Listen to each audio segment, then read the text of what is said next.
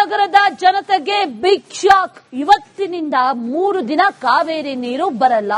ತುರ್ತು ನಿರ್ವಹಣಾ ಕಾಮಗಾರಿ ಇದೆ ಅನ್ನುವಂತಹ ಹಿನ್ನೆಲೆಯಲ್ಲಿ ಇವತ್ತಿನಿಂದ 3 ದಿನಗಳ ಕಾಲ ಕಾವೇರಿ ನೀರನ್ನು ಸ್ಥಗಿತಗೊಳಿಸಲಾಗ್ತಾ ಇದೆ. ಸೆಪ್ಟೆಂಬರ್ 15, 16, 17ರಂದು ಕಾವೇರಿ ನೀರು ಬರೋದಿಲ್ಲ. ಬೆಂಗಳೂರು ನಗರದ ಜನತೆಗೆ ಬಿಗ್ ಶಾಕ್.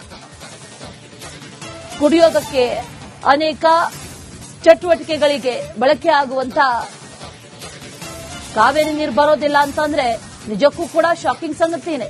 ಕಾವೇರಿ ನೀರು ಬರಲ್ಲ ಅಂತ ಈಗಾಗಲೇ ಸೂಚನೆಯನ್ನ ಕೊಡಲಾಗಿದೆ. 60 ಗಂಟೆ ಮನೆಯಲ್ಲಿ ಕಾವೇರಿ ನೀರು ಬರಲ್ಲ ಅನ್ನುವಂತ ಮಾಹಿತಿಯನ್ನ ಈಗಾಗಲೇ ನೀಡಲಾಗ್ತಾ ಇದೆ. ಇವತ್ತಿನಿಂದ 3 ದಿನಗಳ ಕಾಲ ಕಾವೇರಿ ನೀರು ಬರಲ್ಲ ಅನ್ನುವಂತ ಮಾಹಿತಿ ಈಗಾಗಲೇ ನೀಡಲಾಗಿದೆ. ಅದಕ್ಕೆ ಸಂಬಂಧಪಟ್ಟಂತೆ ಸೂಚನೆಯನ್ನ ಕೂಡ ಕೊಟ್ಟಿದ್ದಾರೆ. ಜೊತೆಗೆ ಅವಶ್ಯಕತೆಗೆ ತಕ್ಕಂತೆ ಎಷ್ಟು ಬೇಕೋ ಅಷ್ಟು ಕಾವೇರಿ ನೀರನ್ನ ನೀವು ಶೇಖರಣೆ ಮಾಡಿ ಇಟ್ಕೊಳ್ಳಿ ಅನ್ನುವಂಥದ್ದನ್ನ ಕೂಡ ಈಗಾಗಲೇ ಸೂಚನೆಯನ್ನ ಕೊಟ್ಟಿರೋದು. ಆ ನಿಟ್ಟಿನಲ್ಲಿ ಎಲ್ಲಾ ರೀತಿಯ ವ್ಯವಸ್ಥೆಗಳನ್ನ ಮಾಡಿಕೊಳ್ಳಿ ಕೊನೆಗಂದ್ರೆ. ಯಾಕಂದ್ರೆ 60 ಗಂಟೆಗಳ ಕಾಲ ನೀರು ಬರೋದಿಲ್ಲ ಅನ್ನುವಂತ ಮಾಹಿತಿ ಇವತ್ತಿನಿಂದ ನೀರು ಪೂರೈಕೆ ಬಂದ್ ಆಗ್ತಾ ಇದೆ. ನಿರ್ವಹಣಾ ಕಾಮಗಾರಿ ಇದೆ ಅನ್ನುವಂತ ಹಿನ್ನೆಲೆಯಲ್ಲಿ ಬೆಂಗಳೂರಿನಲ್ಲಿ 3 ದಿನ ಕಾವೇರಿ ನೀರು ಬರಲ್ಲ. ಇದೇ ವಿಚಾರಕ್ಕೆ ಸಂಬಂಧಪಟ್ಟಂತೆ ಡೀಟೇಲ್ಸ್ ಅನ್ನ ಕೊಡ್ತಾರೆ ನಮ್ಮ ಪ್ರತಿನಿಧಿ ವೀರೇಶ್. ನೇರ ಸಂಪರ್ಕದಲ್ಲಿ ಜಾಯಿನ್ ಆಗ್ತಾ ಇದ್ದಾರೆ. ವೀರೇಶ್, ಬೆಂಗಳೂರಿನ ಬಹುತೇಕ ಕಡೆಗಳಲ್ಲಿ ಮೋಸ್ಟ್ ಆಫ್ ಆಲ್ 99% ಕಾವೇರಿ ನೀರನ್ನ ಬಳಕೆ ಮಾಡ್ತಾರೆ. ನೀರು ಬೇರೆ ಬರಲ್ಲ ಅಂದ ತಕ್ಷಣದಲ್ಲಿ ಒಂದಷ್ಟು ಆತಂಕ ಆಗೋದು ಗ್ಯಾರಂಟಿ. ಏನ್ ಮಾಡೋದು? 2 ದಿನ ಶೇಖರಣೆ ಮಾಡ್ಕೊಂಡಿರ್ತೀವಿ, ಆದ್ರೆ 3ನೇ ದಿನ ಕಮ್ಮಿ ಆದ್ರೆ ಈ ನಿರ್ವಹಣಾ ಕಾಮಗಾರಿ ಯಾವಾಗ ಮುಗಿಯುತ್ತೆ? ಇದ್ರ ಬಗ್ಗೆ ಏನಾದ್ರು ಡೀಟೇಲ್ಸ್ ಇದೆಯಾ? ಜೊತೆಗೆ 3 ದಿನ ಪಕ್ಕಾ ಬರಲ್ವಾ? ಅದ್ರ ಬಗ್ಗೆ ಮಾಹಿತಿ ಏನಿದೆ? ಅಶ್ವಿನಿ, ಜಲಮಂಡಳಿ ಮಾಡೋ ಎಡವಟ್ಟಿಗೆ ಇದೀಗ 3 ದಿನ ಅಂದ್ರೆ ತಿಂಗಳಿಗೆ ಇವರು 2-3 ಬಾರಿ ಈ ತರ ಸಮಸ್ಯೆ ಜಲಮಂಡಳಿ ಮಾಡ್ತಿದೆ. ತರಾತುರಿಯಲ್ಲಿ 5ನೇ ಹಂತದ ಕಾಮಗಾರಿಯನ್ನ ಉದ್ಘಾಟನೆ ಮಾಡಿದ್ರು. ಅಲ್ಲಿ ಸರಿಯಾಗಿ ವರ್ಕ್ ಆಗಿಲ್ಲ, ಜಲರೇಖೆ ಯಂತ್ರಗಳಲ್ಲಿ ಅಳವಡಿಸಿಲ್ಲ. ಹೀಗಾಗಿ ಆ ಒಂದು ದೃಷ್ಟಿಯಿಂದ ಇದೀಗ ಜಲಮಂಡಳಿ 3 ದಿನ ಕಾವೇರಿ ನೀರು ಸ್ಥಗಿತ ಮಾಡಿದೆ. ಅಂದ್ರೆ ಆ ಒಂದು ಕಾಮಗಾರಿ ಮಾಡ್ತಾ ಇದ್ದಾರೆ. ಯಾಕಂದ್ರೆ ಏಕಾಏಕಿ ಡಿಸಿಎಂ ಅವರು ಉದ್ಘಾಟನೆ ಮಾಡಿದ್ರು, ಅಲ್ಲಿ ಇನ್ನ ಸರಿಯಾಗಿ ಕಾಮಗಾರಿ ಆಗಿಲ್ಲ. ಯಾಕಂದ್ರೆ 110 ಹಳ್ಳಿಗೆ ಬೇಗ ಇವರು ನೀರು ಕೊಡಬೇಕಂತ ಮಾಡಿದ್ರು. ಆ ಒಂದು ದೃಷ್ಟಿಯಿಂದ ಈಗ ಸಮಸ್ಯೆ ಆಗ್ತಿದೆ. ತಿಂಗಳಿಗೆ 1 ಬಾರಿ ಈ ತರ 2 ದಿನ, 1 ದಿನ, 3 ದಿನ ನೀರು ಸಮಸ್ಯೆ ಆಗುತ್ತೆ. ಯಾಕಂದ್ರೆ 90% ಎಲ್ಲ ಕಾವೇರಿ ನೀರನ್ನ ಬೆಂಗಳೂರು ಜನರು ನಂಬಿದ್ದಾರೆ. ಆದ್ರೆ ಈಗ 3 ದಿನ ಅಂದ್ರೆ ತುಂಬಾ ಕಷ್ಟ ಆಗುತ್ತೆ. ಮತ್ತೊಂದ್ ಕಡೆ ಕಾವೇರಿ ಸಂಚಾರಿ ಅಂದ್ರೆ ಟ್ಯಾಂಕರ್ ಮುಖಾಂತರ ಜಲಮಂಡಳಿ ನೀರು ಸಹ ಒದಗಿಸಿತ್ತು, ಅದು ಸಹ ಬಂದ್ ಮಾಡಿದ್ದಾರೆ. ಇದೀಗ ಪ್ರೈವೇಟ್ ಟ್ಯಾಂಕರ್ಗೆ ಹೋಗಬೇಕಾಗತ್ತೆ.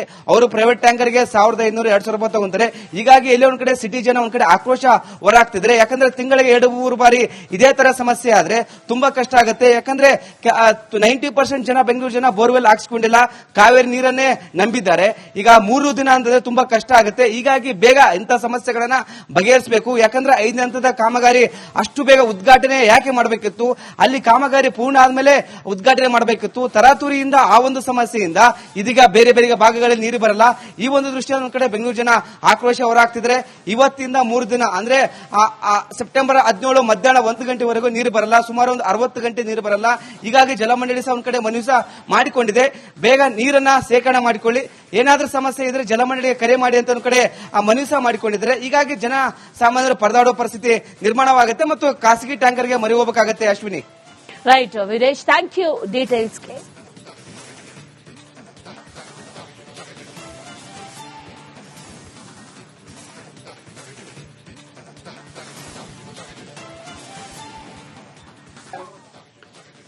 ಬೆಂಗಳೂರು ನಗರದ ಜನತೆಗೆ ಬಿಗ್ ಶಾಕ್. ಇವತ್ತಿನಿಂದ 3 ದಿನ ಕಾವೇರಿ ನೀರು ಬರಲ್ಲ. ತುರ್ತು ನಿರ್ವಹಣಾ ಕಾಮಗಾರಿ ಇದೆ ಅನ್ನುವಂತಹ ಹಿನ್ನೆಲೆಯಲ್ಲಿ ಇವತ್ತಿನಿಂದ 3 ದಿನಗಳ ಕಾಲ ಕಾವೇರಿ ನೀರನ್ನು ಸ್ಥಗಿತಗೊಳಿಸಲಾಗ್ತಾ ಇದೆ. ಸೆಪ್ಟೆಂಬರ್ 15, 16, 17ರಂದು ಕಾವೇರಿ ನೀರು ಬರೋದಿಲ್ಲ. ಬೆಂಗಳೂರು ನಗರದ ಜನತೆಗೆ ಬಿಗ್ ಶಾಕ್.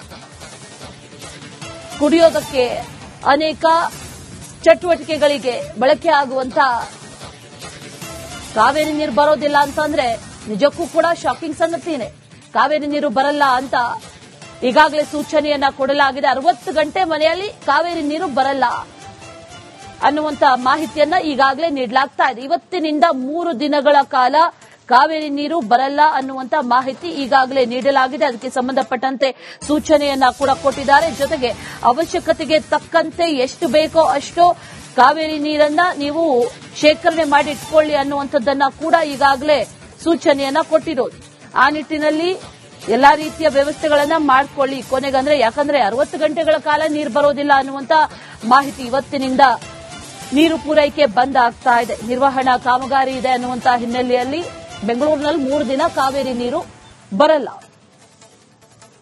ಇದೇ ವಿಚಾರಕ್ಕೆ ಸಂಬಂಧಪಟ್ಟಂತೆ ಡೀಟೇಲ್ಸ್ ಅನ್ನ ಕೊಡ್ತಾರೆ ನಮ್ಮ ಪ್ರತಿನಿಧಿ ವೀರೇಶ್. ನೇರ ಸಂಪರ್ಕದಲ್ಲಿ ಜಾಯಿನ್ ಆಗ್ತಾ ಇದ್ದಾರೆ. ವೀರೇಶ್, ಬೆಂಗಳೂರಿನ ಬಹುತೇಕ ಕಡೆಗಳಲ್ಲಿ ಮೋಸ್ಟ್ ಆಫ್ ಆಲ್ 99% ಕಾವೇರಿ ನೀರನ್ನ ಬಳಕೆ ಮಾಡ್ತಾರೆ.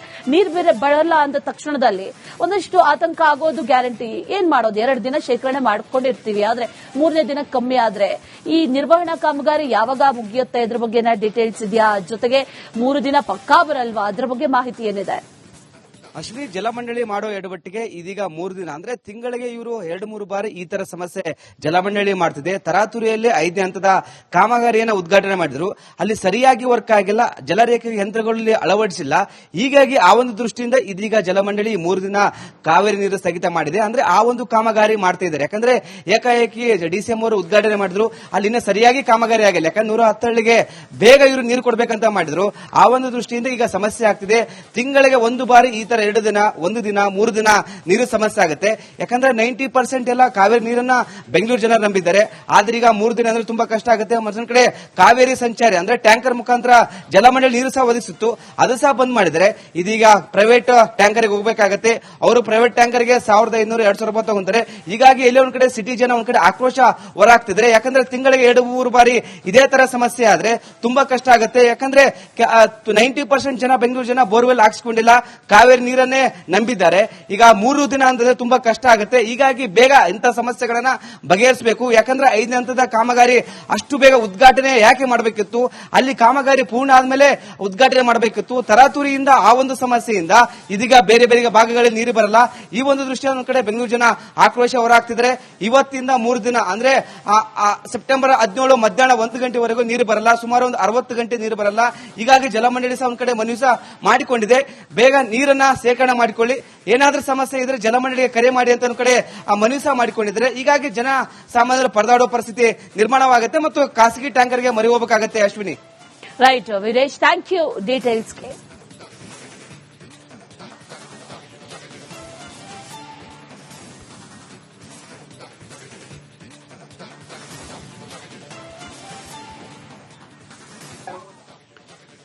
ಬೆಂಗಳೂರು ನಗರದ ಜನತೆಗೆ ಬಿಗ್ ಶಾಕ್. ಇವತ್ತಿನಿಂದ 3 ದಿನ ಕಾವೇರಿ ನೀರು ಬರಲ್ಲ.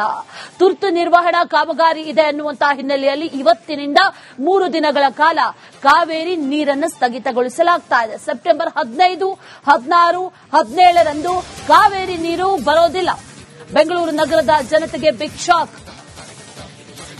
ಕುಡಿಯೋದಕ್ಕೆ ಅನೇಕ ಚಟುವಟಿಕೆಗಳಿಗೆ ಬಳಕೆ ಆಗುವಂತ ಕಾವೇರಿ ನೀರು ಬರೋದಿಲ್ಲ ಅಂತಂದ್ರೆ ನಿಜಕ್ಕೂ ಕೂಡ ಶಾಕಿಂಗ್ ಸಂಗತಿನೇ.